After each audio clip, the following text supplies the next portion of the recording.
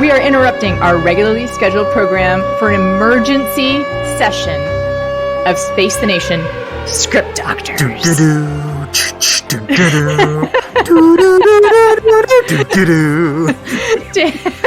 Should we put a Who song underneath this?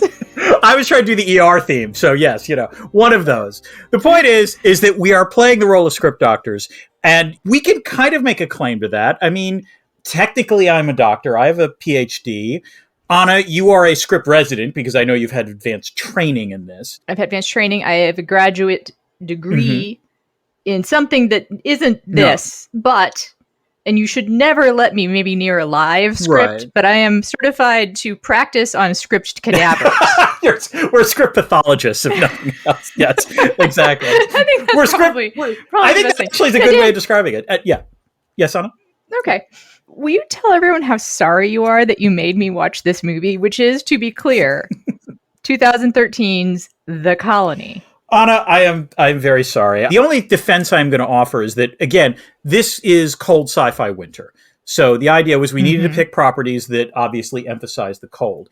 And this film, The Colony, would pop up on occasion, I remember, if I was surfing Netflix or Prime. It would just be one of those movies, if you like, maybe because I was watching Snowpiercer or something else, some post-apocalyptic film, you would like The Colony. And The Colony, to be fair, at least intrigues in the sense that it stars Laurence Fishburne and Bill Paxton, two actors that we have discussed before. Friends of the pod. Yes. And so that in and of itself offered some kind of promise. But this movie is worse than bad, Anna. This movie is boring. The worst kind of bad. It is the worst kind of bad. Let me put it this way. Our last episode, we talked about ISS. And I think I didn't like that film quite as much as you did. But where I think we agreed is that film, I thought, was not great, but it was good enough to actually provoke interesting conversation. This film... I got so bored. Yeah. I was Googling stuff. I think there's probably parts that I missed. This movie was... That I wasn't going to rewind it to see if I missed This movie was so boring that, I don't know about you, I watch it on Prime. And, normally if you watch something on Prime, there is a fair amount of trivia about the film. I think this movie was so boring that even the trivia guy... or however they did it. There was 5 pieces of the most boring trivia, by the way, that I've ever read. It was the least amount of trivia I've ever seen for a movie. And one of the pieces of trivia had to do with the windmill going in the wrong direction. Yes. Yes.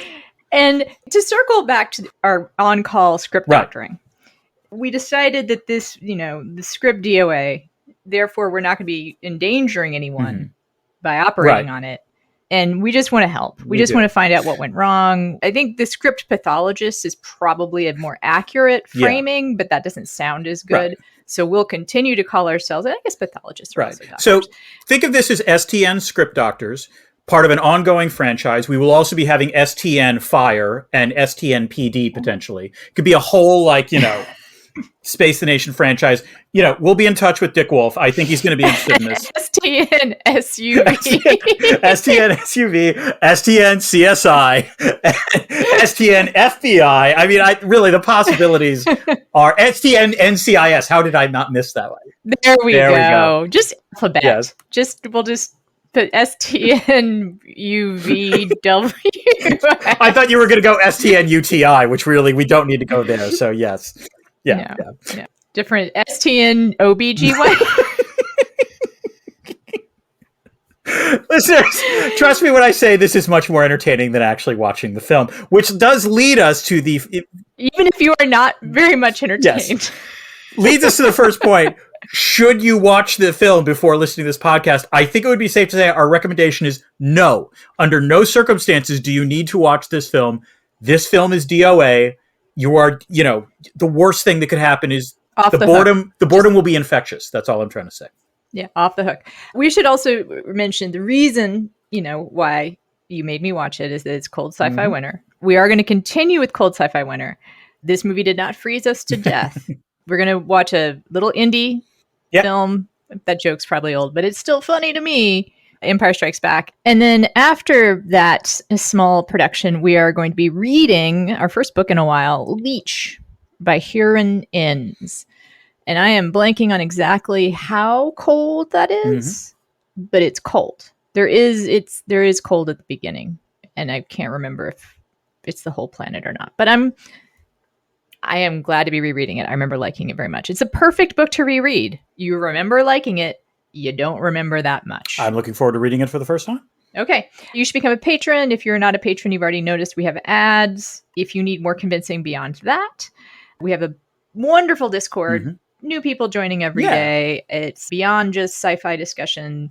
We have an adorable section. We have a day jobs section where people talk about what else do you think? We have some super interesting people who have actually helped us out and helped each other out with some real world stuff. Someone today asked about registering to vote in Virginia, and Carrie, who we name checked in the last episode, in the terror episode, we outed her as a Saltburn fan. Also, on the good side, the pro of Carrie is that she is a political volunteer. That was mean to Carrie. I didn't even like Saltburn, and I thought that was mean to Carrie, you know. Carrie is in my genre fiction writing group. Like, I'm just kidding around. Carrie and I, we don't go way back, but she is a friend, and it's all said with love. Other reasons to be a patron, Dan, just, off the top of your head? You get early access to the podcast. You get access to our monthly AUAs, which we will be doing starting in February. Yeah, monthly-ish. There could be merch on the horizon. That's something we're going to, believe it or not, we've been joking about it for a long time as a meta comment on late capitalism. But we might actually get it. Also, video, Dan. I do forget the video. You upload the videos, and those are lovely. And also, if you are a patron, it's an ad-free experience. That's right. That's how we started. That's how much attention you paid me. You know what? That's how much your brain cells died a little at a time by watching this movie. Fair enough. Still happening. Yes. All right. So we're going to... Not doing story behind the story. We are absolutely not going to do that. Don't care. We could do Chekhov's What's It, and it was obvious. So, it was Chekhov's child pickpocket. I mean, I guess. I don't know. You could. I barely remember most of the movie. I would say story behind the story, I'm just guessing here, is Bill Paxton had some bills to pay. Yes. Listeners, this is how we're primarily going to structure this episode. I am going to give a much more condensed plot.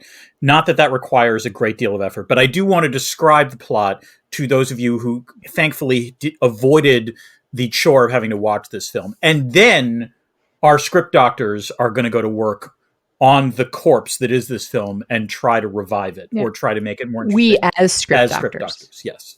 Will operate. Okay. Or again, dissect. Yeah. Okay, so in a backstory that is slightly more believable than, let's say, either Snowpiercer or Geostorm, we learn that climate change forced humans to build weather modification towers that can control the local climate. At some point, they went haywire, and it started snowing and never stopped. Humanity's last survivors live in a scattering of underground, let's say silos, Anna, just for kicks. Call them silos. Anyway, something. No silos. Yeah, and something's amiss in the silo. We're introduced to Colony 7. It's not doing well. There used to be 400 colonists there. They're down to maybe a dozen extras. I don't know. There weren't a lot. Wasn't obvious. Basically, the story starts with Briggs having to deal with the fact that his security chief, Mason, wants to be more harsh in terms of preventing infection from spreading across the colony. But at that precise moment, they get a sort of communications blackout from a different colony, Colony 5. They get an SOS, yes. Actually. And so there is a debate about whether or not they're going to go. But in the end, Briggs reminds everyone that they had promised to support them. Briggs brings Sam, who is ostensibly or nominally the protagonist of this film, with, cheekbones that are as sharp as the ice outside, and a character that I'm just going to call Graydon Redshirt. Because it was like the most obvious red shirt I have ever seen in my life. They trek over to Colony 7 over relatively treacherous terrain. They get there. It's a bloodbath. They find one survivor who is holed up in a storeroom who shows them a video suggesting that a separate place had found a way to modify the weather modification tower and actually live in a reasonably warm climate. They sent a party out to that tower. It turns out they couldn't find them. And then they were followed back to Colony 5. And it's okay. This is all, I'm so impressed by this synopsis. Although I guess you have notes. If you were doing that at the top of your head, I would be wow, because this movie smoothed the wrinkles out of my brain. The point is that it turns out that when they find the people who followed the folks back to Colony 5, they are homicidal cannibals who appear to have ingested every last drop of caffeine in this planet. I'm not kidding. Like, it really did seem like they were supposed to be the zombies from 28 Days Later. And so the entire second half of the film is those, let's call them ice reavers. The ice reavers basically trying to chase Sam and Briggs, because Graydon Redshirt, of course, buys it, back as they head back to Colony 7. Briggs gives his life. Nonetheless, they manage to follow Sam all the way back to Colony 7. They pretty much eviscerate Colony 7. A few stragglers remain. It looks like they're going to head off for the tower that presumably had some degree of weather modification with some seeds, because that's what they were requesting, that potentially offers a somewhat more promising life, although you wouldn't know that from the closing voiceover in the film. And I'm already bored describing what's going on. Or, I mean, where to begin? Yep. Where to begin? Because, like, the first thing I want to say is that message that they get from the people that have created the warm spot mysteriously, garbles out, which seems really suspicious. Mm-hmm. Like, they request seeds, and the seeds are like, it's almost like you want to call them like fake MacGuffins, like MacGuffins, because is there something that a MacGuffin is fake, but like, Sam makes a big deal in voiceover that they have seeds. Many times. The seeds are stressed multiple times. Yes. Yeah. Right. And then all it is at the end is like, oh, another place needs seeds. We'll bring him the seeds. Yeah, no, like I had the same reaction to you when I saw that video. The first thought I had was, is this a deep fake? Is it not catfishing? I don't know. Is it a warm fishing? You know, a temperate fishing? And to be honest, that would have been a better plot, which leads us to the silo issue. Yes, exactly. Yes, which does lead us to the script doctoring. Let's get to this. Boom, boom, boom, boom, boom, boom, boom, boom, boom. And then the flat lines. Right. So this script is dead. This film is dead. This movie would not qualify for a schlock or awe episode because it's neither schlock nor awe. It is just profoundly boring. It's oh, I like that. I like what you did there. That was good. That was good. Anna. Okay, so as script doctors, we are going to offer a series of prescriptions for how you could have made this film, which doesn't have awful ingredients. There are some things that are interesting or could have been interesting in it, ways to make it better. And I think we should start, Anna, with what is hands down, like it's not even close, the best thing in this film, which is Laurence Fishburne. Oh. So this is my first prescription, RX. Do not kill off Laurence Fishburne. Like, it's really that easy. Unless absolutely necessary. Right. Like, towards the end. Right. If you only have 10 minutes of film left, like, sure. Kill him off. Yeah, that's fine. He dies, what, like halfway through? I would say, a little more than halfway through. Yeah. And I want to be clear. He is holding the whole fucking movie together. He's like it is not an understatement to say this might be one of his best acting performances. And the reason I say that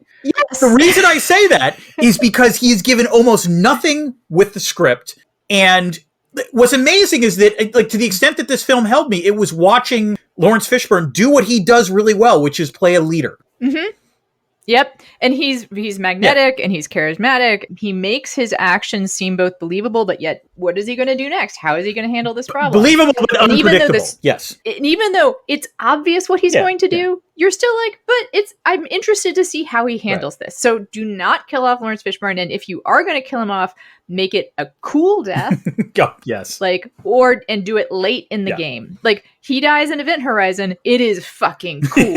He has great speeches throughout the thing. He has my favorite line in the entire genre. We're leaving.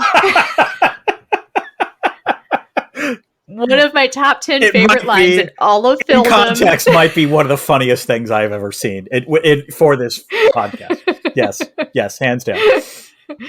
So, yes, that is the first thing. Do not kill off Laurence Fishburne until absolutely necessary. All right, Dan, what do you got? You know what? It is perfectly fine to have villains. It is even perfectly fine to have no-name villains. But at least make them interesting villains or give them some degree to which we understand how they work. It was sort of an odd, like, again, to the extent that this film worked, the first half was at least, I was mildly intrigued by the premise. And then from the moment you see the cannibals emerge, by the way, I will say the first shot of like them, like basically like tearing people up, I did think, hey, you know what? That was probably it. I wonder if Paul W.S. Anderson shot that for Event Horizon.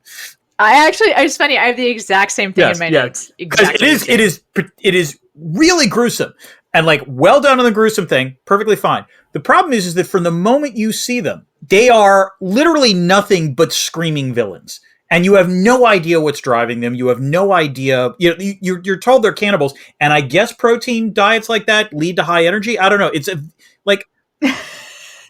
Oh, there's a reference actually to not having a lot of protein early on. Like, part of me wonders if there was a better script, like in earlier versions, like that connected more of these things. Like it's a bizarre thing because from the moment you see those cannibals, the entire second half of the film is just fleeing them. And I mean, they're essentially like zombies. They really are like the... I thought when watching the movie, because I didn't know why you recommended it, I was like, why is Dan making me watch I never watched it, to be absolutely clear. If I'd watched it, I would have. I was like, well, maybe maybe these are zombies. Maybe this is like something Dan's supposed to look at for like... No, this was... zombies and international relations. Yeah. Rise again. Revived. Well, you revived, but then like what, re-revived? Yes. Like resurrected. Resurrected. Yeah, I just on that point, when one skips exposition in a genre film, it can be a bold choice. It can just be like, all right, just drop us in the middle of something, right? Like no explanation, just put us there. I can't think of an example off the top of my head, but I know that there are some, and probably things that we have watched for this podcast, where you're just somewhere. You're not given much info.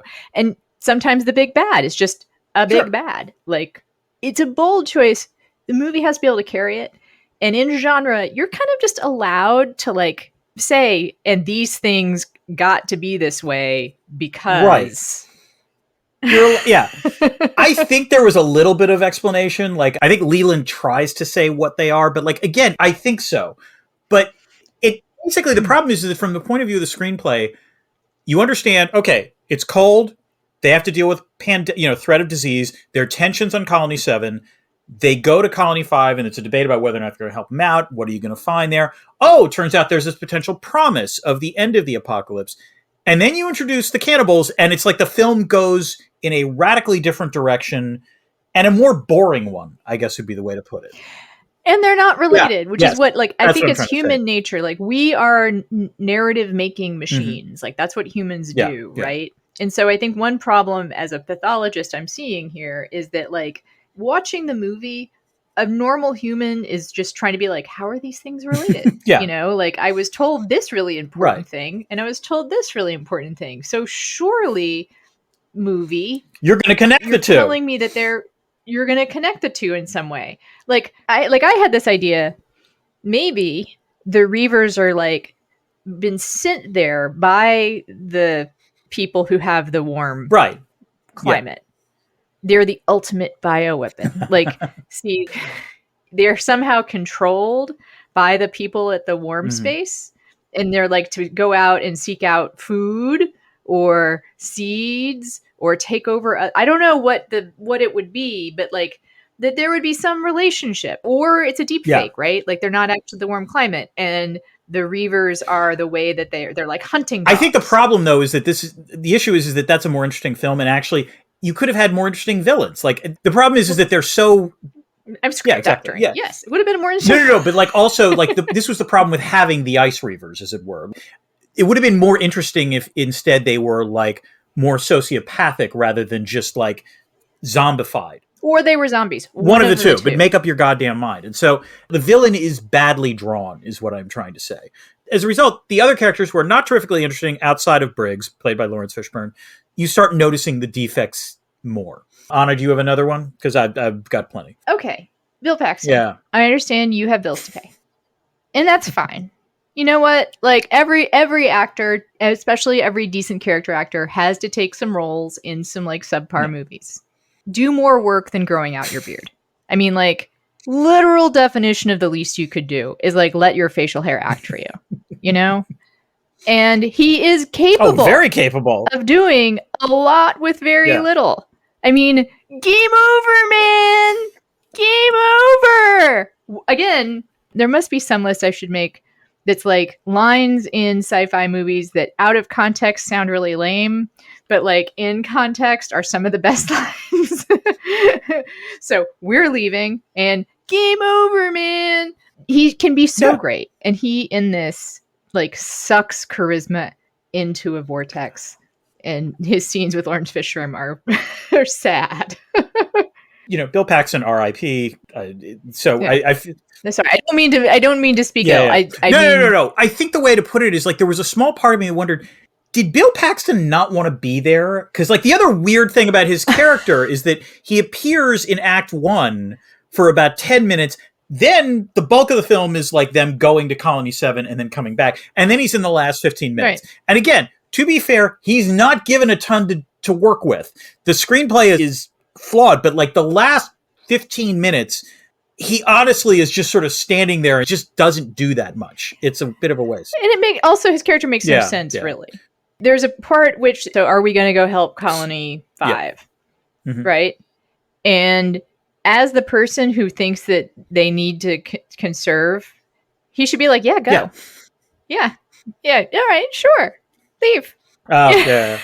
No, there was one line that Paxton delivered that I actually thought was effective. And again, it hinted toward a much more interesting movie, which is when, as Mason, he complains to Briggs, look, you put me in charge of security. You are making me walk topside and giving the infected either a choice of they walk off into the snow or we kill them. And that actually was legitimately interesting. The idea of someone who didn't want to be what he has become, that's a character. That's a fascinating thing. Beyond that line, there is nothing in this film suggesting that. Here's another thing that they do nothing with, which is the actual infection thing is also not really a thing, right? The movie opens with someone being sick, and oh my God, we can't have anybody sick. And you're supposed to get a choice between the long walk and getting shot. And this person is like, no, let me take the long walk. And Mason says, nope. And, shoots him. Why not let him take the long walk? I think he said they always come back. He says, what if they come back? But okay, fine, don't let him in. Yeah, exactly. They're, or shoot them then. I don't know. And also that it never comes back. The people may come back, but the point never comes back. Mm-hmm. Right. I'm sort of having this idea in my head of some, like the person who first wrote this screenplay, like having like all these big ideas they wanted to explore and then having it just chopped and chopped and chopped and chopped. Yeah. And you do wonder how, like, basically we're the script pathologists. I wonder if there were script doctors who were not licensed and were asked to work on this script and therefore killed it, which does some script doctors Frankenstein. Yeah. So that leads to my thing, which is write a second draft of the screenplay. Maybe this was a revision, but like, here's the part that made no sense to me. Like the end of the film is such that they finally destroy, Sam escapes. He kills the head cannibal. There are 5 or 6 survivors, including his girlfriend, Kai. We'll get to her in a bit. But they have the seeds. They have the location because they saw it on the satellite of where this warm place is. It also, by the way, confirms that it's not a deep fake. It suggests that there actually is a warm place. And so as awful as this is, there's actually a way in which they're going to be walking towards a offer of a better life. But instead, there's this ending voiceover that says, the rules broke down. Our rules are changing. And it's the most downer of an ending that I honestly don't know if they slapped it on. It made no sense. It was a completely lifeless sort of ending where you could have at least, if nothing else, they actually should have had them arrive at the warm place. That would have been a better ending because it at least offers a slight note of optimism towards the end. We'll be right back after these ads, one of which hopefully offers a cure for the common cold.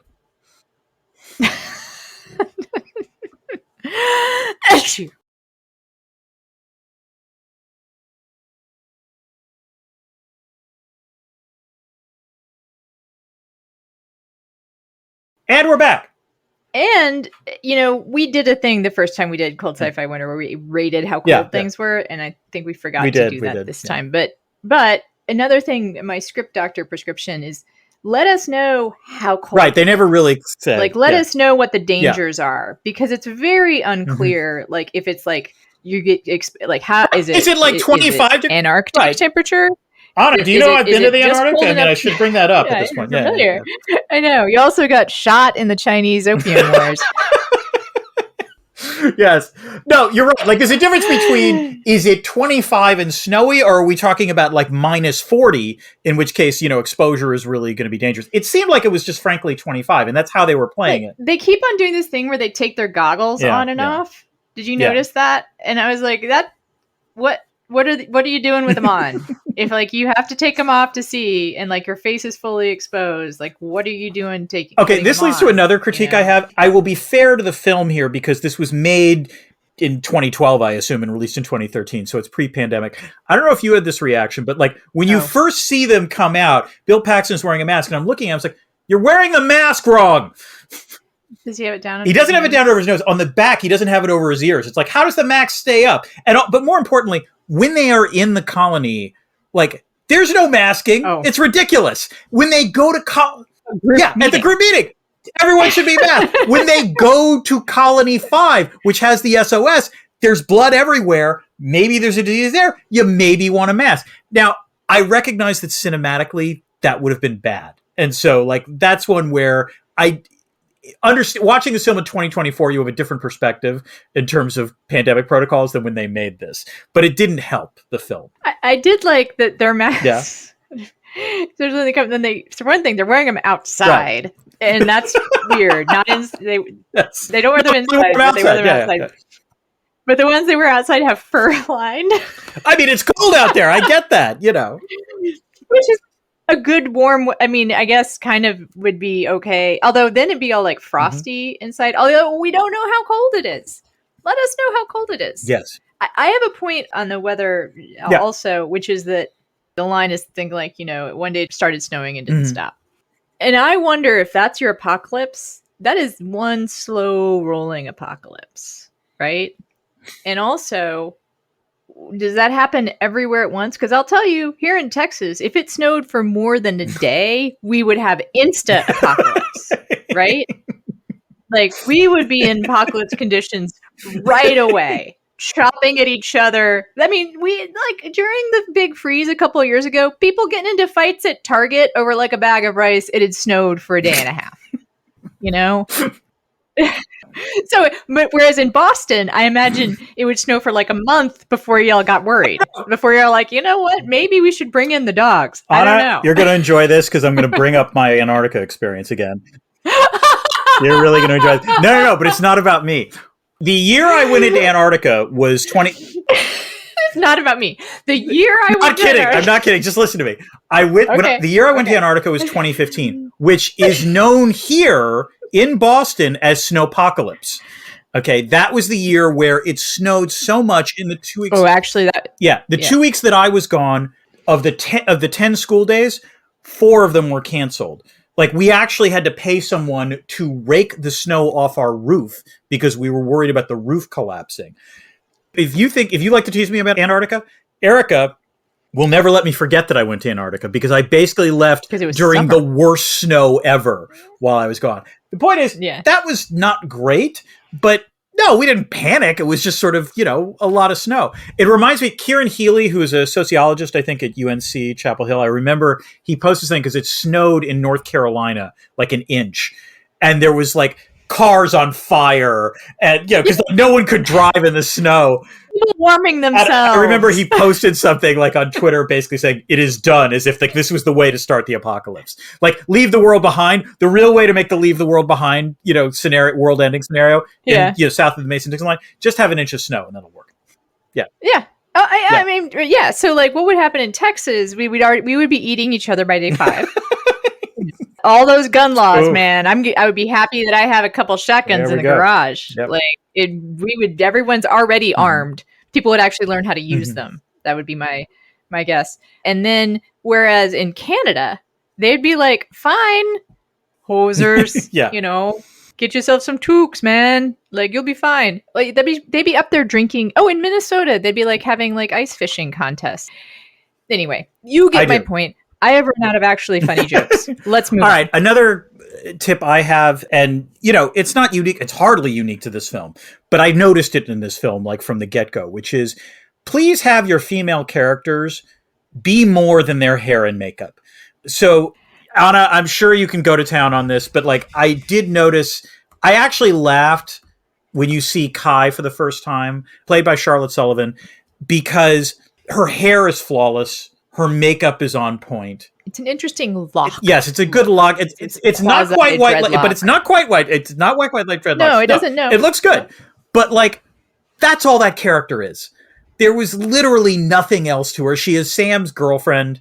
She's ostensibly put in charge. This was another weird thing about the movie, which is that again, you know, it follows Sam and Briggs as they go to Colony 7. They obviously set up the idea that there should be tension in Colony 7 when they leave, because Mason isn't happy that Kai is being put in charge.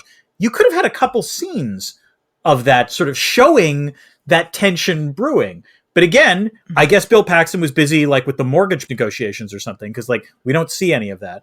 He has to do his own work around the place. Like he's a fixer. I like that idea. He's fixing it up.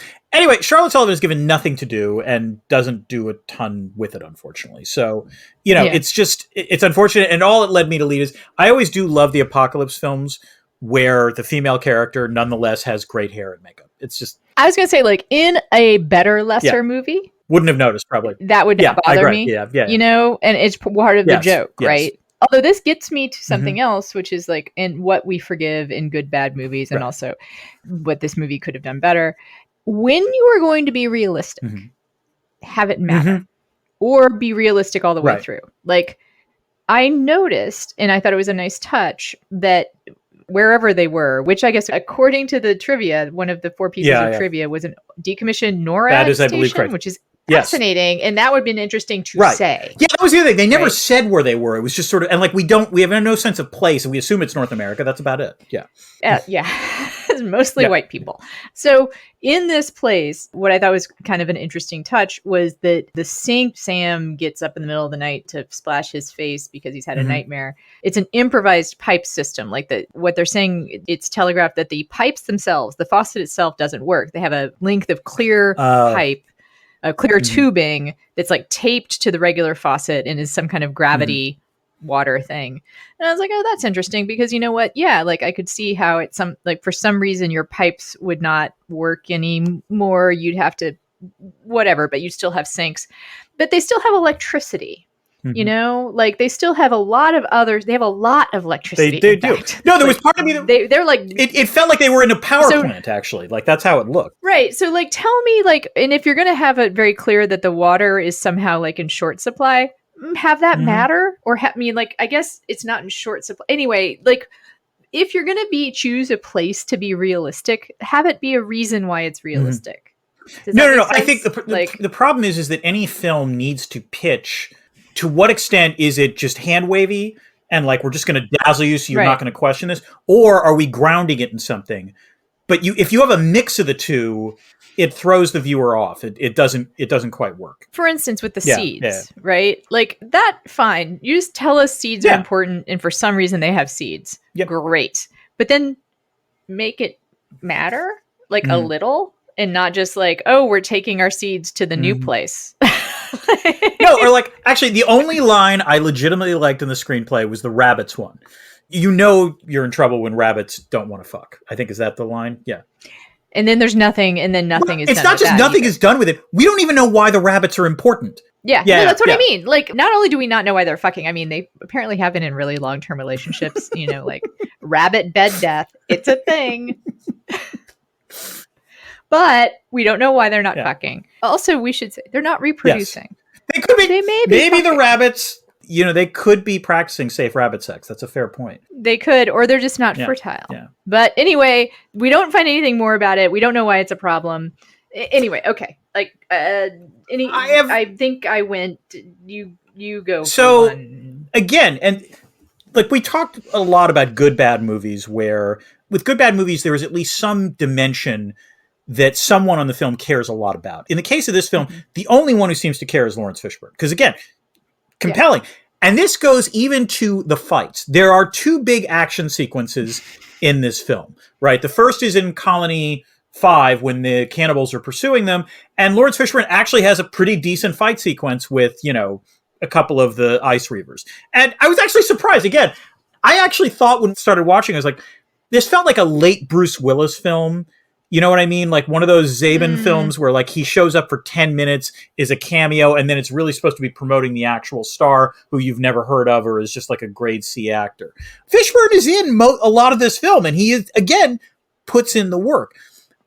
The fight is fine. The final fight, who is between Sam, I think played by Kevin Zegers, and I believe he is described as like lead feral actor or like feral lead, is the dumbest goddamn fight I've ever seen. My favorite part of it is at one point, Sam is just throwing crates at him. Like, I don't know if you noticed this, like, it was just a bunch of crates. It was so dumb. And this is also a protagonist invisible armor trope, because the lead reaver, feral, whatever, has killed everyone in his path. Immediately, and then he gets to Sam, and he's like, "Oh right, I'm supposed to go back. I need to respect you, or something." Yeah. And he starts throwing punches at Sam. Like he's like chopped people, ground people, like eaten people. And when he gets to Sam, he's like, "Oh, just some roundhouses." Like I'm sure that hurts, but like invisible. The only thing the fight ends in a very gruesome way, which like, kept making me think, like, did the screenplay, were they like, okay, I'm not sure what to do here. Okay, let's just add some gruesomeness to it. That'll work. And, I guess, but I don't know. I thought, all right, is there a critique of capitalism here? It is, as I told you when we were chatting before, it is the laziest eat the rich pop culture device I've ever seen. The Reavers are capitalism, I guess. Or the Reavers, I mean, who knows, right? They are eating the rich. And then part of me was like, is this supposed to, because Sam does, go ham on this guy. Is it supposed to be a man's inhumanity to man thing where like he has to become the thing that he I think fought, that is what they were going for, because again, that explains the very pessimistic voiceover. The ending is like the only rule is to survive. Right, exactly, yeah. But it doesn't, like, is there IR in this film, for example? I don't know. I've spent too much time topside, but like I've done too much surface time. Had to bring it back to a good line. I've done too much surface time to be impressed by the IR on this film. I acknowledge its existence, which is it's setting up this sort of realist liberal divide over whether to help Colony 7, but also like the idea that if you face a threat like the Reavers, you're going to have to defend yourself. I don't know if you have to defend yourself quite the way Sam does, but like, you're going to, I'm not sure there's a distinction between killing someone by shooting them versus what we see. It's gruesome, the difference, but otherwise you're going to have to defend yourself. I like how we worked in our shtick into just the script doctoring. I do have a couple more prescriptions. Okay, please. The Leland guy, he's the guy they find in the storeroom. Yes. He acted his heart out. He was good. I think second best actor in the Fishburne. movie. Yeah. And they could have done more with him. Like it's sort of an interesting character study, right? Like there's this guy who locked himself in a storeroom to survive without food or water, has survived, would rather starve supposedly than leave with them because he's so terrified of the Reavers. It would be interesting to like somehow make him have to leave with them. And like feel all awkward and uncomfortable, or maybe he would even sacrifice himself just because. Yeah. Or have a turn, have a bad, like he could get worse. He could betray them. Yeah, I would say it would have been really funny if he had actually been working with the Reavers and like he was the bait. That would have been good. Yeah, sure. That. Okay. I mean, I keep on coming back to like when it first became clear they weren't going to explain the Reavers. I was like, okay, bold movie. I can respect you. But then the more we got along without them being explained, the more I was like, I just don't like what give me some context for this, Also, again, they are the most over-caffeinated, like, villains I have seen in quite some time. Like, they're, basically all we know is they have a tremendous amount of energy that allows them to go all the way from Colony 7 to Colony 5. Without being dressed for the cold, exactly. Really. Like, again, that also would have been interesting. It would have been interesting if they had been pursued, or they've been pursuing and they just like don't care, but it turns out like people lose their limbs or something, you know. Oh, also, how they got followed. Oh, yes, let's get to that. Sure, go. Our good guys are followed by the Reavers because of their tracks in the snow, which never stops falling. Yeah, that's a bit of a problem. So, like, either... Let's put it this way. The problem is that in order to be able to follow them, they had to have been close enough to actually notice the tracks. But if they're close enough to notice the tracks, then they would have seen them long before they actually saw them. So it doesn't make any sense. Yeah. Which, oh, by the way, this reminds me, the thing that I thought was very funny was the dynamite. Vis-a-vis Bugs Bunny, yes. You know. Okay, they get to the storeroom, what they find the dynamite. Chekhov's dynamite, which doesn't even last to But to Briggs the third destroys Colony 5 by putting a little, like a couple sticks of dynamite into the, smokestack, and then they walk away. And the entire facility blows up. It was like, I don't know, it's not like I'm an expert on explosions, but it seemed to be a much larger... Dan, you have a doctorate, and as I recall, you have been to Harvard. All I'm saying is, I actually laughed at the... You've walked on the campus of Harvard. I think that it qualifies you for all kinds of things. All I'm saying is that with like you drop this little thing, and then suddenly the entire like structure explodes. Like, was the dynamite like hitting fuel? Like what? Like the dynamite on its own should not have done that. That's all I'm trying to say. I'm so bored. I'm yawning now at my own plot recommendations. I think I am just about. I think there's done, one last thing we need to talk about, which is the character of Sam and the backstory. Oh. Like, there's no other way to put this. Kevin Zegers is, I believe, a decent working actor. He's, he's very pretty. He has beautiful cheekbones, which in a pinch, they could have used them as ice scrapers. He looked familiar, and I was trying to figure out where I'd seen him before. He was, I don't know if you've ever seen the Jane Austen book club. He is no reason. He's like a potential love interest in one of them. But yeah, he's supposed to be like the character we identify with. I see that as an Erica movie night choice.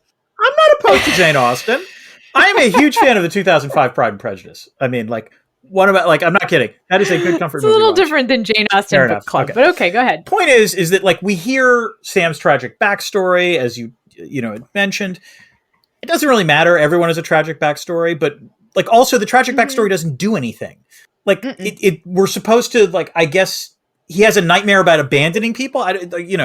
Well, this is where I thought of, like, how long would it take? It would take different parts of the country different amounts of time, or different parts of the world different amounts of time to get to apocalypse, to get to snowpocalypse. Right. Yeah. Right? And so Sam talks about his family hiding out in a mine, and I just had to think about, like, okay, what would that look like? At what point are you like, we should go to the mine? Oh, God, I forgot. I just realized that was the other thing. At least 3 separate times, stories are told about, we found a place to live, and then the food ran out, and then we turned on each other. Like, okay, you know what? I'm sensing a theme here, and it's fine. I get the Malthusian stuff, but maybe... You sense a theme. No one else on this movie did. But, it's like taking the hammer and hitting you over the head with, again, exposition. We don't see any of this. It's just discussed, which is fine. But I think the problem is that, like, the screenwriter recognizes, okay, so when the food runs out, people start turning each other. Also, weirdly, in some ways, this is the biggest mistake that they seem to make. They seem to assume that when the food runs out, everyone's suddenly going to get as energetic as the ice reavers. That's not how starvation works.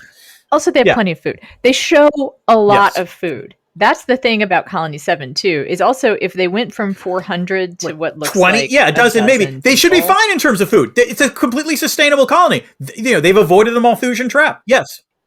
We see them extracting seeds from tomatoes. They have grow lights. They're fine. The risk of pandemic is a big risk. That's absolutely true. And this, by the way, this leads to another thing which made no sense. And one of the patrons brought it up. When Mason is very finally briefly in charge, he sort of says, everyone's going to have to work harder and they're going to get half as many rations. And I'm like, that's not an inspiring act of leadership. But more importantly, why do you need to cut the rations? You have plenty of food. Well, Laurence Fishburne also says they're going to be on rations, but again, I don't understand. It doesn't make sense why. They showed us. They showed us a storeroom that had a fair amount. Also a fair amount of food. Yeah. Yeah, and even if they didn't have like lots of ground, if they have grow lights, it's not like you have seasons. Like you could be like planning all kinds of stuff and like with it anyway.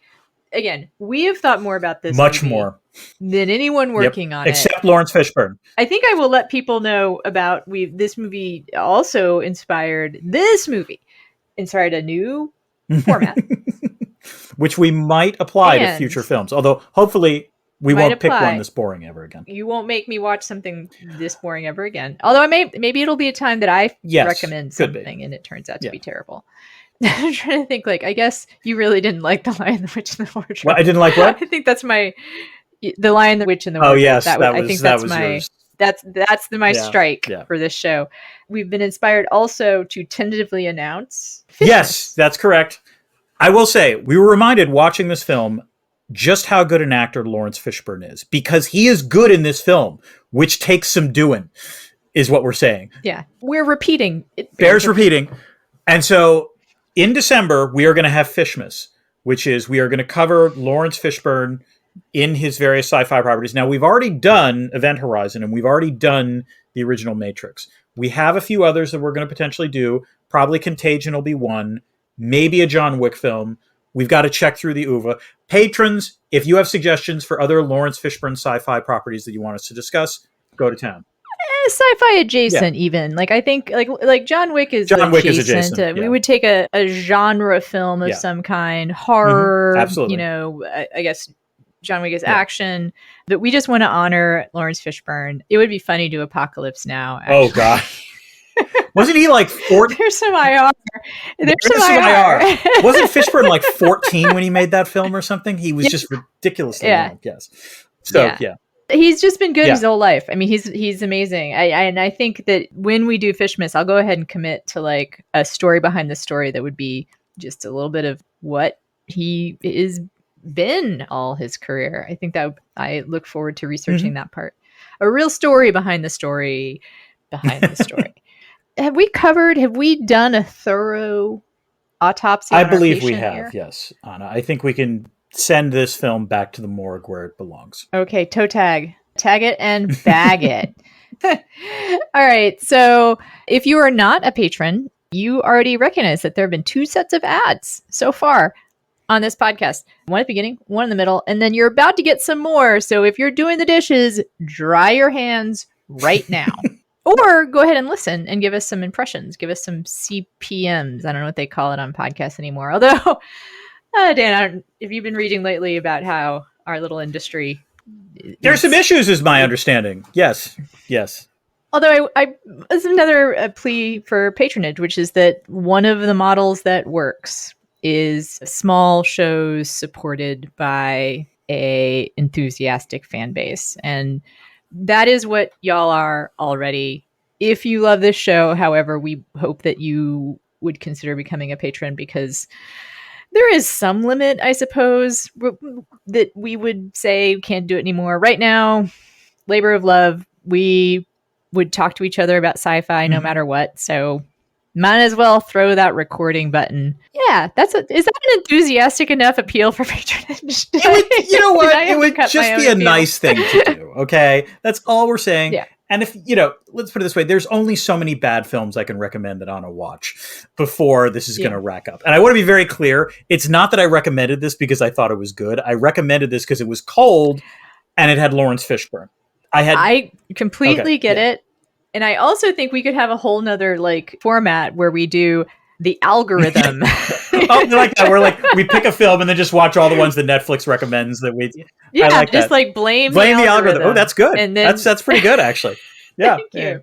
We have so many great ideas for this podcast. That is why people should become a patron, because we would love to do. We have all these cool ideas, and if people don't become patrons, and we'll just be texting each other these cool ideas.